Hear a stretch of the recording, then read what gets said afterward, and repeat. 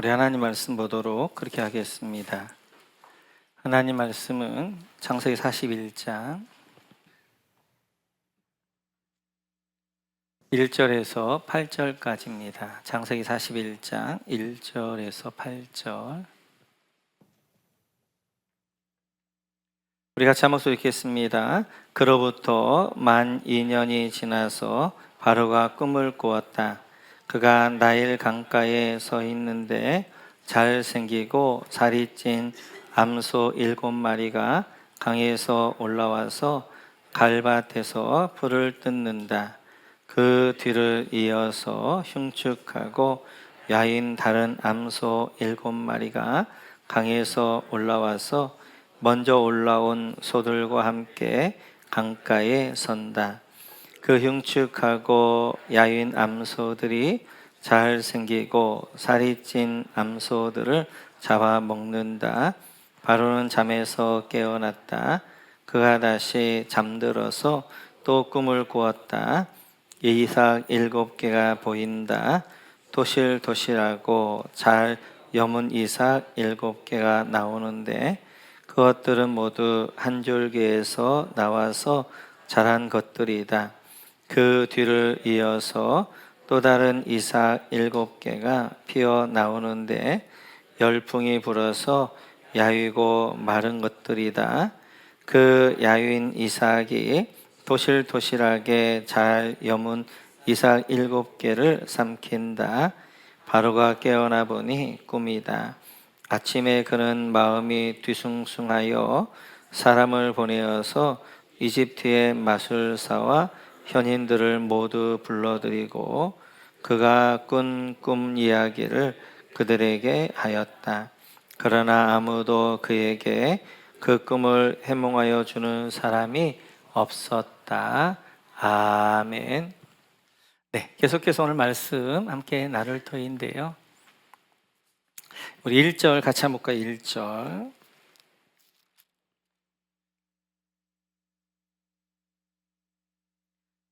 1절 같이 읽습니다. 그로부터 만 2년이 지나서 바로가 꿈을 꾸었다. 그가 나일강가에 서 있는데 만 2년이 지나서 밑줄 그어주시고 만에다 동그라미 쳐주시고 오늘 모세는 창세기를 기록할 때 요셉이 감옥에 있었던 시간을 만 2년이 지나서 만이란 말로 씁니다. 만은 꽉 찬, 그냥 어떻게 보게 되어지면 꼭 730일을 이야기하는 건 아니고 지금 요셉의 상태를 이야기하는 거예요. 요셉이 이 감옥 안에서 얼마나 힘들었는가, 그 얼마나 힘든 시간을 살았는가, 만 꽉 찬 2년이라는 이제 걸 통하여서 그 요셉의 상태를 설명하고 있는 것입니다. 사람에게 가장 큰 고통은 희망 고문이라는 거잖아요. 그러니까 희망이 없으면 자포자기하면 그러려니 하겠지만 이제 술 맡은 관원 시종장에 그가 복직되어지는 걸 보면서 요셉이 희망을 갖지요. 하루, 이틀, 일주일, 한 달 소식들이 없습니다. 그 2년이 너무 힘든 시간이었다는 것들을 표현하기 위해서 오늘 모세는 만 2년이란 말을 표현하고 있어요. 노아가 방주를 지었는데요. 노아에게 가장 힘든 시간은 언제였을까요? 120년 동안 방주를 짓는 시간들이었을까요? 아닙니다. 그 시간 주신 사명을 감당하기 때문에 그렇게 힘들지는 않았을 거예요. 오늘 조금 더 완성되어져 가는 모습을 보면서 살았을 것입니다. 노아의 가장 힘든 시간은 이거였어요. 같이 한번 볼까요? 창세기 7장 같이 읽죠. 시작. 땅 위에서 홍수가 난 것은 노아가 600살 되던 해이다. 노아는 홍수를 피하려고 아들들과 아내와 며느리들을 데리고 함께 방주로 들어갔다. 정결한 짐승과 부정한 짐승과 새와 땅 위를 기어다니는 모든 것도 하나님이 노아에게 명하신 대로 수컷과 암컷 둘씩 노아에게로 와서 방주로 들어갔다. 10절. 이래 지나서 홍수가 땅을 뒤덮었다. 아멘. 이제 120년의 시간 동안에 방주를 다 완성했습니다. 600세 되던 해에 이제 하나님 명을 따라서 노아 가족이 방주로 들어갑니다. 그리고 이제 새와 모든 짐승들도 다 방주에 태웁니다. 그리고 방주의 문이 닫힙니다. 그러면 닫히면 비가 쫙 와야 돼요. 그래야 하나님의 약속한 대로 진짜 120년 만에 이렇게 홍수가 나네 할 거예요. 문을 닫고 이제 방주에 들어갔는데 며칠 10절에 보니까 이래가 지나서 7일이 지나 8일째 왔다는 거예요. 첫날 방주의 문을 닫고 비가 오길 기다렸는데 안 옵니다. 얼마나 힘들었을까요? 이튿날도 안 와요. 3일도 안 와요. 자기들만 있는 게 아니라 진짜 비가 오는가 안 오는가 보자. 그래서 많은 사람들이 구경하고 있었단 말이에요. 그런데 그들이 말합니다. 봐라, 지금 노아가 방주를 만들 때 온갖 조롱과 비난 가운데 방주를 완성을 했는데 봐라, 무슨 비야, 무슨 홍수야, 그냥 나와 이야기하는 거예요. 그럼에도 불구하고 자기 자리를 7일 동안 지켜가는 그 시간, 너무 힘든 시간이었을 것입니다. 7일 지키자 8일째가 되어져자 이제 그곳에 홍수가 와서 이제 하나님 약속대로 홍수가 내렸던 것들을 볼 수 있어요. 오늘 요셉에게 감옥에서의 만 2년의 시간, 그리고 노아에게 이 7일이라는 시간은 너무너무 힘든 시간이었지만 이 시간들은 이제 파이널 터치라고 할 수 있습니다. 마지막에 하나님의 마지막 손길이에요. 장인이 이제 작품 만들 때 가장 중요한 것이 파이널 터치입니다. 마지막 손길입니다. 그래서 삼류와 인류의 차이는 마지막 차이예요. 마지막 차이. 그래 중요하고, 그래서 이제 끝까지 요셉과 그리고 노아가 자기의 자리를 지키면서 믿음을 지키게 되어졌어요. 그래서 믿음이란 말은 이런 말입니다. 우리 같이 볼까요? 에무나란 말인데 히브리어로 이 에무나라는 말은 버팀, 견딤, 기다림이라는 의미입니다. 그러니까 믿음이라는 것은 때때로 버텨야 될 때가 있어요. 견뎌야 될 때가 있어요. 기다려야 될 때가 있어요. 기다리는 것이 믿음입니다.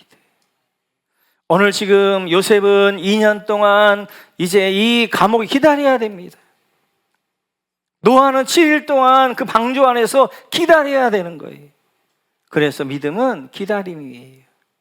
우리가 지금 매주마다 하나씩 믿음을 살펴보고 있어요. 노아를 통하여서. 첫째, 믿음은 받아들이는 것이다. 네, 그렇죠. 믿음. 두 번째, 믿음은 하나님의 선을 인정하는 것이 넘지 않는 것이다. 세 번째, 믿음은 인생은 하나님이 해석하신다고 믿는 것이다. 네 번째, 믿음은 기다림이다. 네, 믿음은 기다림입니다. 기다림. 그러면 이런 기다림의 시간이 막연한 기다림인가, 막막한 기다림인가? 아니죠. 이 기다림을 통한 하나님이 일을 하십니다. 하나님 일하신 첫 번째, 이 기다림 시간을 통한 첫 번째, 하나님이 나를 변화시켜 가는 시간이에요. 이 만 2년 동안은 요셉을 변화시켜 가는 시간이에요. 우리가 지난주에 살펴봤던 것처럼 요셉의 마지막 끈을 놓아야 돼. 그 마지막 끈이 뭐냐면 사람의 끈이었습니다. 그래서 이 감옥 안에서 마지막 사람의 끈을 놓는 시간이 2년이라는 시간이 필요했던 거예요. 2년 동안 이제 술 맡은 관원장이, 시종장이 나를 구원해 주겠지, 바로가 나를 건져 주겠지 라는 기대가 있었지만 그 이제 술 맡은 시종장이나 바로의 손을 완전히 놓는 시간이 2년이라는 시간이 걸린 거예요. 그래서 하나님의 마지막 우리를 만져주심들이 많은 경우 이렇게 믿음으로 기다리게 하시면서 특별히 사람의 끈을 놓게 하실 때가 있습니다. 뿐만 아니라 이 기다림의 시간 동안에 하나님은 하나님의 일을 하시는 거예요. 우리 같이 한번 1절 같이 한번 볼까요? 1절. 같이 읽자. 시작. 그로부터 만 2년이 지나서 바로가 꿈을 꾸었다. 그가 나일 강가에 서 있는데, 바로가 꿈을 꾸었다. 밑줄 그어주시고요. 꿈을 꿉니다. 2절에 보니까 잘생기고 살이 찐 암소 7마리 밑줄 그어주시고, 잘생기고 살이 찐 암소 7마리가 있습니다. 3절에 보니까 그 뒤에 보면 흉측 야윈 다른 암소 7마리 밑줄 그어주시고, 흉측하고 마른 암소 7마리가 있는데, 이 흉측하고 마른 암소가 살이 찐 암소를 잡아먹습니다. 또 한 번 꿈을 꾸는데 5절에 보니까 토실토실하고 잘 여문 이삭 7개가 있어요. 밑줄 그어주시고, 토실토실하고 잘 익은 이삭 7개가 나왔는데 6절에 보니까 야이고 마른 것들이다. 밑줄 그어주시고, 야이고 마른 것들이 어떻게 하는 거예요? 또 그 7 이삭을 또 먹습니다. 이렇듯이 사람은 하룻밤에도 수많은 꿈을 꿔요. 그런데 그 꿈을 하나님 기억하게 하시는 거예요. 오늘이 이제 소에 대한 7마리의 소에 대한 꿈, 7 이제 이삭에 대한 꿈을 기억하게 하시는 거예요. 하나님은 바로의 꿈속에 들어가시는 거예요. 꿈속을 통하여 그를 계시하여 주시고 그렇습니다. 두 번째로 보게 되어지면 계속해서 우리 이제 8절 보겠습니다. 8절 같이 읽죠. 시작. 아침에 그는 마음 뒤숭숭하여 사람을 보내어서 이집트의 마술사와 현인들을 모두 불러들이고 그가 꾼 꿈 이야기를 그들에게 전하였다. 그러나 아무도 그에게 그 꿈을 해몽하여 주는 사람이 없었다. 8절에 보면 그는 마음이 뒤숭숭하여 밑줄 그어주시고, 밑에서 두 번째 줄, 그 꿈을 해몽하여 주는 사람이 없었다. 밑줄 그어주시고, 그는 누구예요? 꿈을 꾼 바로예요. 바로가 이렇게 두 번의 꿈을 꾸고 아침에 일어났는데 마음이 뒤숭숭합니다. 번민으로 가득 찹니다. 하나님 마음을 막 흔들어 버리는 거예요. 그냥 꿈도 그냥 이렇게 꿈이네 하고 넘어갈 수 있는데 그렇지 않고 그 꿈이 자리 잡게 하고 그 꿈으로 인해 마음 뒤숭숭하게 하는 것입니다. 하나님 일하시는 거예요. 그래서 애굽에 있는 이제 학사들을 불러가지고 이제 다 불러서 꿈 이야기를 해줍니다. 이 꿈이 어려운 해석이 아니잖아요. 공통적인 것이 있잖아요. 7 튼실한 암소, 그리고 튼실한 7 이삭, 그리고 흉추와 마른 7 암소, 그리고 이제 이렇게 흉추와 마른 이삭. 이 바로가 사실은 소가 소를 잡아먹는 거 아니잖아요. 소는 풀을 먹는 건데 꿈에 소가 소를 잡아먹어요. 이삭을 잡아먹는단 말이에요. 너무 뒤숭숭한 거예요. 설명하는데 이집트의 학사들이, 그 유명한 학사들이, 그 뛰어난 학사들이 아무도 모르는 거예요. 우리도 웬만하면 알겠어요. 별로 어려운 꿈이 아니라고요. 7마리의 이제 튼실한 암소, 흉측 암소 7마리를 잡아먹고 7개의 튼실한 이제 이삭이 나오는데 흉측한 이삭들이 잡아먹게 되어지고, 뭐 공통적인 것이 있는 것이야. 7이란 뭐가 있는 것 같고 잡아먹는 뭐가 있는 것 같잖아요. 그렇게 어려운 그런 이제 꿈도 아닌데 그 날다 긴다는 이제 이 이집트의 모든 학사들이 알지 못하는 거예요. 하나님이 그들에게 해석하지 못하게 하는 거죠. 하나님 일하심이에요. 뿐만 아니라 9절 보게 되시면 우리 9절 같이 한번 읽어볼까요? 9절 같이죠. 시작. 그때 술잔을 올리는 시종장이 바로에게 말하였다. 제가 꼭 해야 할 일을 못한 것이 오늘에야 생각납니다. 9절에 보면 술잔 올리는 시종장 밑줄 그어주시고, 오늘에야 생각납니다. 밑줄 그어주시고, 이 술잔을 옮기는 시종장이 감옥에 나오자마자 요셉을 잊어버렸어요. 그런데 이제 그가 다시 기억난 거예요. 생각이 난 거예요. 그 술잔에 올리는 시종장이 여기서 생각나게 하신 분 누구예요? 하나님이세요. 이렇게 기다리는 시간에 그냥 기다리는 게 아니라 기다리는 시간 동안 하나님 나를 만들어 가시는 시간이고, 뿐만 아니라 그 시간 하나님의 일을 하시는 거예요. 바로에게 들어가 바로의 꿈을 꾸게 하시고 바로의 마음이 번민하게 하게 되어지고, 그리고 애굽에 있는 학사들이 그걸 해석하지 못하게 하게 되어지고, 또 술 맡은 시종장이 또 기억나게 하시고 생각나게 하시고, 하나님의 일을 해나가시는 것입니다. 그러니까 우리의 이 믿음의 시간, 기다리는 시간, 인내하는 시간에 하나님이 나를 변화시켜 가시고, 그리고 그 일을 통하여서 하나님 일을 해나가시고, 어떻게 보면 지금 우리의 지금 삶이 그런 분들이 계실 거예요. 고난의 시간, 인내의 시간, 버텨야 될 시간, 견뎌야 될 시간, 기다려야 되는 그런 시간 가운데 계신 분들도 계실 거예요.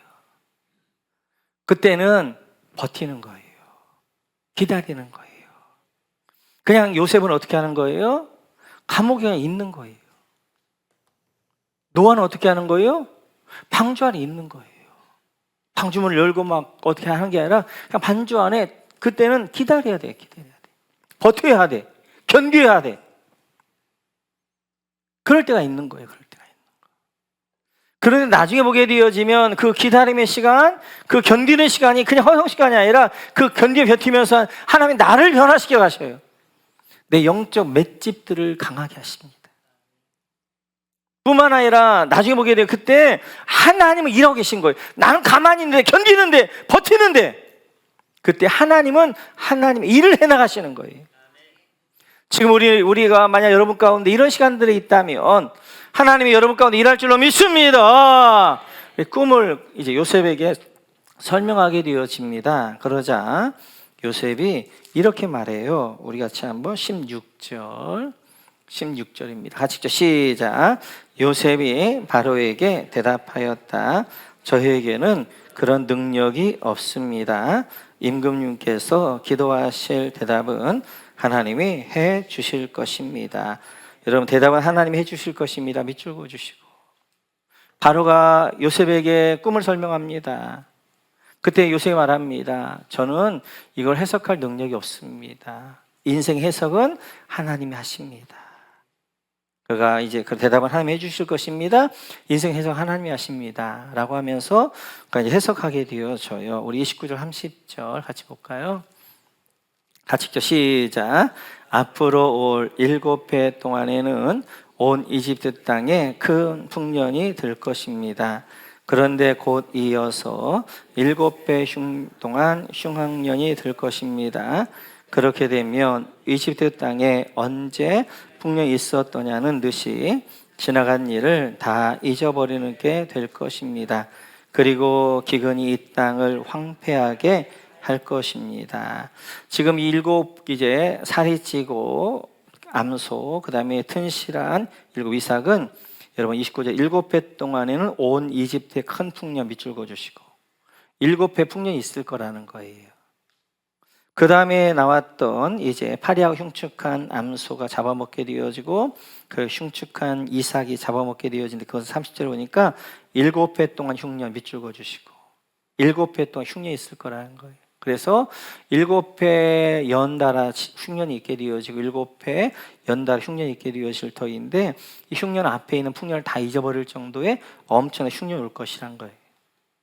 이렇게 요셉은 바로는 꿈 해석하기를 원했습니다. 꿈 해석이면 끝나는 거예요. 그러나 신실한 사람은 한 단계 더 나갑니다. 그래서 요셉은 오늘 이렇게 이야기해요. 33절, 34절 같이 한번 읽어볼까요? 같이 시작. 이제 임금님께서는 명철하고 슬기로운 사람을 책임자로 세우셔서 이집트 땅을 다스리게 하시는 것이 좋을 듯 합니다. 임금님께서는 전국의 관리들을 임명하셔서 풍년이 계속되는 7해 동안에 이집트 땅에서 거둔 것에 5분의 1을 해마다 받아들이도록 하심이 좋을 듯 합니다. 그 꿈을 해석해 줄 뿐만 아니라 그거에 대한 대안까지 제시해 줘요. 그러면 이제 그런 일이 있을 때 어떤 해결 방안까지 제시를 해 주는데 33절에 보니까 명철하고 슬기로운 사람을 책임자로 세우셔서 밑줄 그어 주시고, 첫째는 이 일을 진두지휘할 만한 명철 슬기로운 사람을 세우라는 거예요. 사람을 세우라는 거예요. 두 번째는 34절에 보니까 세 번째 줄에 이집트 땅에서 거둔 것의 5분의 1을 해마다 받아들이도록 하심이 좋을 듯 합니다. 밑줄 그어주시고, 이렇게 7해 풍년에 5분의 1씩을 세금으로 받으라는 거예요. 그리고 그것을 각 지방에 잘 저장해 두라는 것입니다. 이렇듯이 바로가 요셉에게 요구하는 것은 꿈을 해석하는 거였어요. 그러나 오늘 요셉은 꿈을 해석하는 거에 끝나는 것이 아니라 그걸 넘어서 어떻게 하는 거예요? 그 해석에 대한 해결책, 대안, 방안까지 설명한단 말이에요. 이게 뛰어난 사람입니다. 우리는 많은 비평들을 해요. 그런데 대안이 없어요. 대안이 없는 비평하지 말아야 돼요. 어떤 이야기를 할 때 여러분들 그 이야기거리가 말장난이랄지 가십거리가 되면 안 된단 말이에요. 어떤 걸 비판만 하면 그건 가십거리예요. 그러나 그거에 대한 대안을 가지고 이야기하는 것은 이제 그건 정당한 비판이 되어져요. 그리고 우리가 어떤 이야기를 할 때, 누구하고 이야기할 때도 뭘 좀 비판하고 싶을 때는 반드시 그거에 대한 대안이 있어야 돼요. 해결책을 여러분 가지고 있어야 돼요. 오늘 요셉은 이제 그에게 꿈을 해석해 줄 뿐만 아니라 그 꿈에 대한 해결책, 방안, 대안까지를 설명하게 되었습니다. 그러자 오늘 39절에서 41절까지 같이 한번 읽어볼까요? 시작. 바로가 요셉에게 말하였다. 하나님이 너에게 이 모든 것을 알리셨는데 너처럼 명철하고 슬기로운 사람이 어디에 또 있겠느냐? 네가 나의 집을 다스리는 책임자가 되어라. 나의 모든 백성은 너의 명령을 따를 것이다. 내가 너보다 높다는 것은 내가 이 자리에 앉아 있다는 것뿐이다. 바로가 또 요셉에게 말하였다. 내가 너를 온 이집트 땅의 총리로 세운다. 사니까 바로가 이야기합니다. 너처럼 명철 슬기로운 사람이 또 어디에 또 있겠느냐? 밑줄 그어주시고. 이제 보니까 바로가 보니까 요셉과 같이 명철하고 슬기로운 사람이 없는 거예요. 아무도 그 꿈을 해석하지만 그 꿈을 해석할 뿐만 아니라 거기서 한 단계 더 나가 뭐 하는 거예요? 그 꿈에 대한 해결책까지 제시해 주는 거예요. 야, 너처럼 명철 슬기로운 사람이 어디 있냐? 그러면서 47절에 보면 이제 마지막 온 이집트의 땅에 총리로 세운다. 밑줄 그어주시고 총리에 동그라미 쳐주시고. 그래서 그 요셉을 이제 총리로 이렇게 세우는 것들을 보게 되어집니다. 근데 이게 지금 우리는 성경을 너무 자연스럽게 당연한 거죠 생각하는데 한 번만 생각해 보세요. 아니 어떻게 이집트라는 것은 그 당시 최고란 말이에요. 지금 미국, 중국, 러시아를 합친 국력보다 더 센 국력이란 말이에요. 거기에 총리가 왕족은 태어나는 거잖아요. 이제 왕족으로 태어나지 않는 최고 위치로 올라가는 거란 말이에요. 그것도 누가 이집트 사람도 아니고 잡혀온 노예가, 팔려온 노예가. 그것도 나이도 30밖에 안 돼요. 한 번도 공직을 하지 않았단 말이에요. 그러니까 그냥 왕이 별정직으로 그냥 옆에다가 놓고 이렇게 쓸 수는 있어요. 그런데 그를 모든 이제 이집트의 관리의 총책임을 하는 총리로 올린다는 것은 말이 안 되는 거예요. 말이 안 되는. 그래서 참 이희 사모님의 참 독특함이 있어요. 이번에 이제 지금 이희 사모님이 52주 공과를 만듭니다. 근데 요셉 이야기와 모세 이야기를 합쳐서 꿈을 해석했다고 총리가 돼? 강에서 건진받았다고 왕자가 돼? 이야기를 하는데 너무 뛰어나지 않아요? 그래서 엮어내더라고요. 이게 요셉 이야기와 모세 이야기를. 와, 진짜 특출난 분이에요. 여러분, 꿈을 해석했다는 것 때문에 어떻게 총리가 돼요? 배경들이 있어요. 배경들이. 첫째는 이제 바로가 요셉의 총명을 본 거예요. 명철을 본 거예요. 아, 이 요셉은 그냥 꿈만 해석하는 말쟁이가 아니구나. 이 얘기는 대안이 있는 거, 해결책이 있는 거예요. 이런 사람이 능력자예요. 명철한 자의 지혜자예요. 말쟁이, 말은 얼마나 할 수 있는 거예요. 그러나 그런 말쟁이가 아니라 그 말을 했던 말에 대한 책임을 지는구나. 이 정도 믿을 수 있다라고 한 거예요. 두 번째는 역사적 배경이 있는 것입니다. 이집트 왕조를 보게 되어지면 고왕조, 중왕조, 신왕조로 이제 이어져요. 그런데 중왕조와 신왕조 사이에 힉소스 왕족이라고 100년을 딱 끼어서 이제 이방 민족이 이집트를 다스립니다.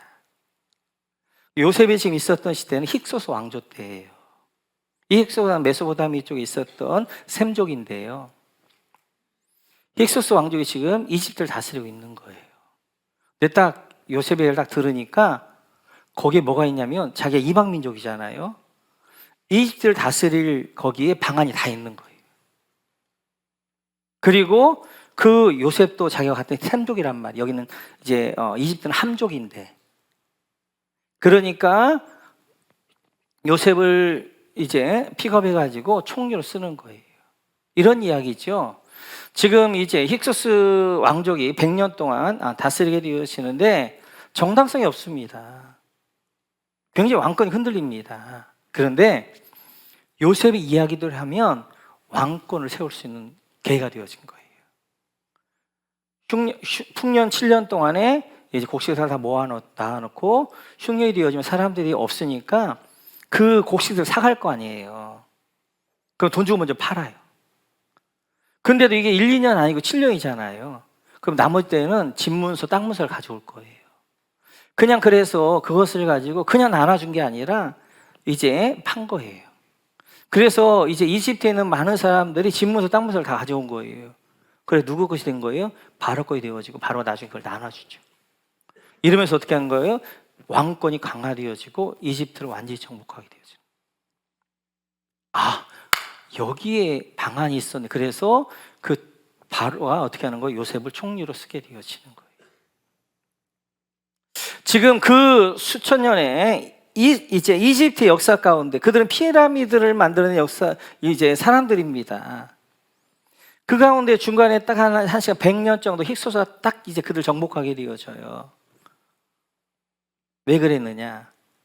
요셉 때문입니다. 이스라엘 때문입니다.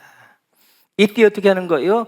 이때 요셉이 팔려가서 이때 바로에게 총리가 되어지고, 총리가 되어지면서 그 흉년 때 야곱의 70가족이 들어오게 되어지고, 야곱 70가족이 이제 이 이집트 땅에 자리를 잡으면서 400년 동안 200~300만 명이라는 70명이 한 나라를 만들어버린다.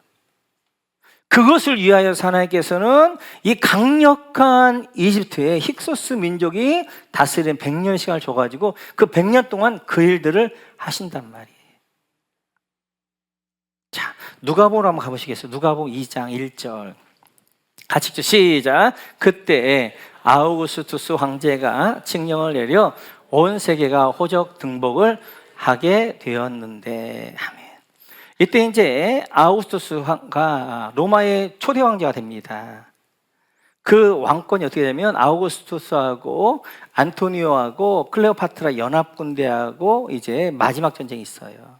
그 전쟁에서 아우구스투스 전 군대가 이깁니다. 여기가 훨씬 더 군대력이 좋았어요. 이집트하고 로마하고 연합군이기 때문에. 근데 아우구스투스가 이겼어요. 그리고 아우구스투스가 그 모든 것들을 제압하면서 로마의 초대 황제가 돼요. 로마의 초대 황제가 되면서 이제 나라가 되어졌으니까 어떻게 해야 되는 거예요? 군사, 세금 이런 것들이 필요한 거예요. 그래서 모든 사람이 호적을 하라고 자기 이제 호적을 명하게 되어져요.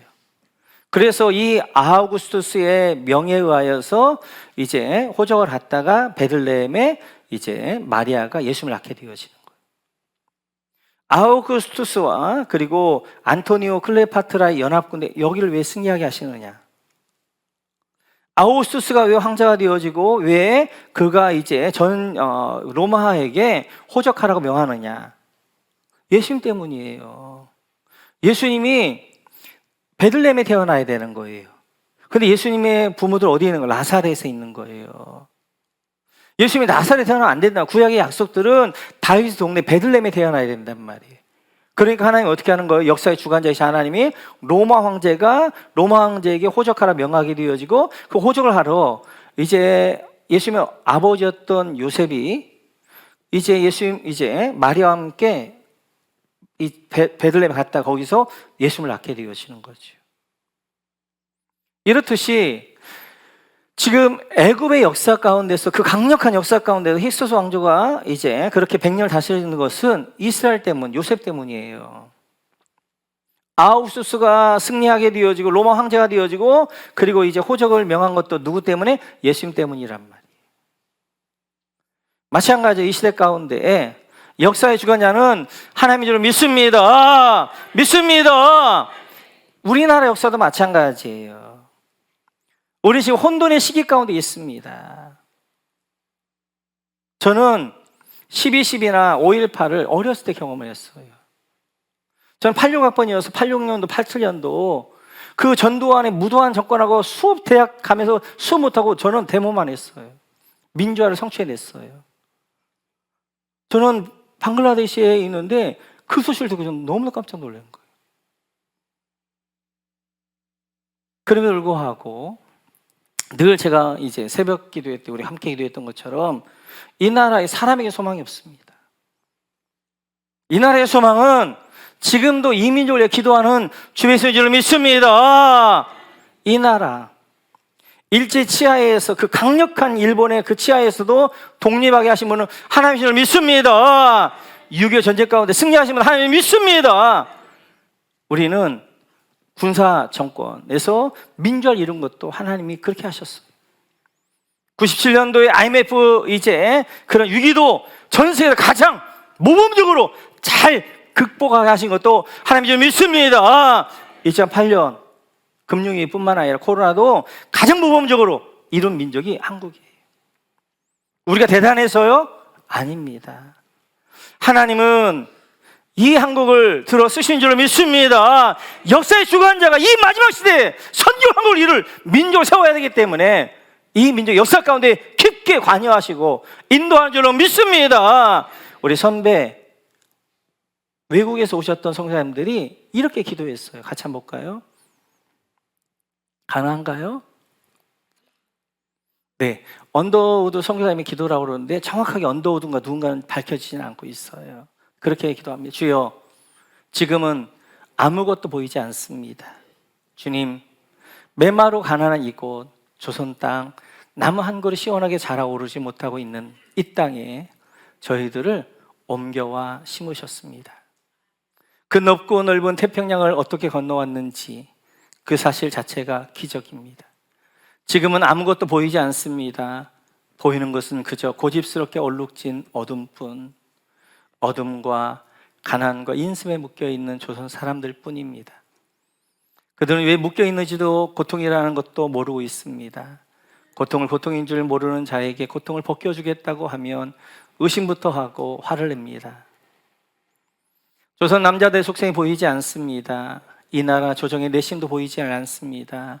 가마를 타고 다니는 여자들을 영영 볼 기회가 없으면 어쩌나 합니다. 조선의 마음이 전혀 보이지 않습니다. 그리고 저희가 해야 할 일이 전혀 보이지 않습니다. 그러나 주님, 순종하겠습니다. 겸손하게 순종할 때 주님께서 일을 시작하시고 그 하신 일을 우리의 영적인 눈으로 볼 수 있는 날이 있을 줄 믿나이다. 믿음은 바라는 것들의 실상이요 보지 못하는 것들의 증거니라고 하신 말씀을 따라 조선의 믿음의 앞날을 볼 수 있게 될 것을 분명히 믿습니다. 지금은 우리가 황무지 위에 맨손을 서 있는 것 같사오나 지금은 우리가 서양 귀신, 양 귀신이라고 손가락질 받고 있사오나 자녀들이 우리 영혼과 하나인 것을 깨닫고 하늘나라의 한 백성, 한 자녀임을 알고 눈물로 기뻐할 날이 있음을 믿나이다.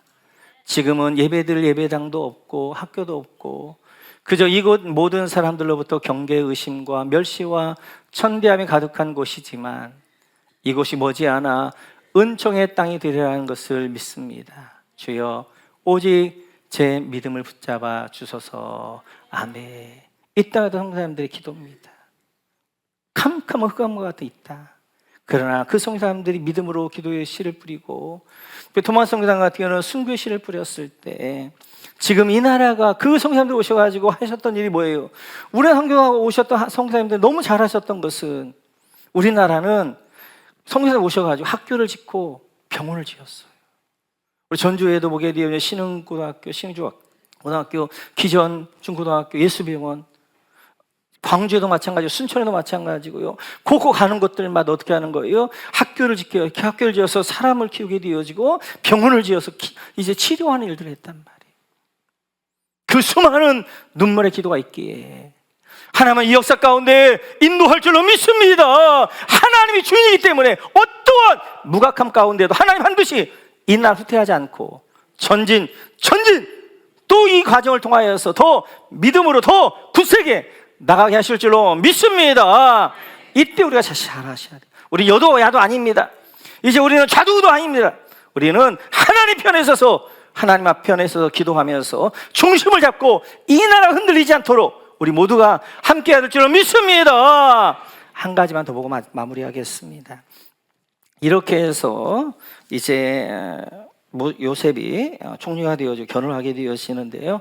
우리 51절입니다. 51절. 같이 읽죠. 51절 시작.